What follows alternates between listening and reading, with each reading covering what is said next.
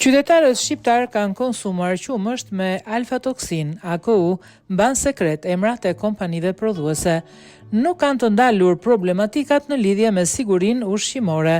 Burimet nga mediat bëjnë me dije se gjatë muajit shkurt, mars 2025, qytetarët shqiptar kanë konsumuar qumësht me alfatoksin. Alfatoksina është një toksin e krijuar nga myku që rritet tek drithrat, misri dhe gruri.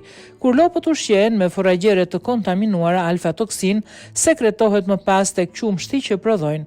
Konsumimi i qumshtit me alfatoksin ka pasoja të rënda në shëndetin e njeriut. Sipas OBSH-s, alfatoksin është kancerogjene grupit 1, rrit rrezikun për probleme në mëlçi, njëkohësisht edhe të veshkave.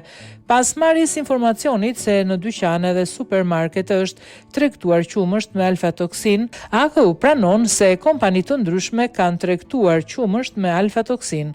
Sipas AKU, gjatë muajit mars janë analizuar mostra qumshti të marra në mënyrë rastësore në tregtim dhe në prodhim.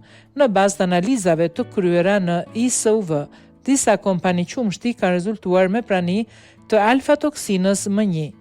Pyetje specifike se tek cilat mostra qumshti ka rezultuar niveli i lartë i alfatoksinës. AKU nuk jep përgjigje. Çdo konsumator ka të drejtë informohet se cilat janë kompanitë që tregtojnë qumshtin që i rrezikon shëndetin, por ky informacion mbetet sekret nga AKU. Qumshti që u tërhoq nga tregu do të azgjësohet, ndërsa tonelata të tjera u konsumuan nga qytetarët shqiptar.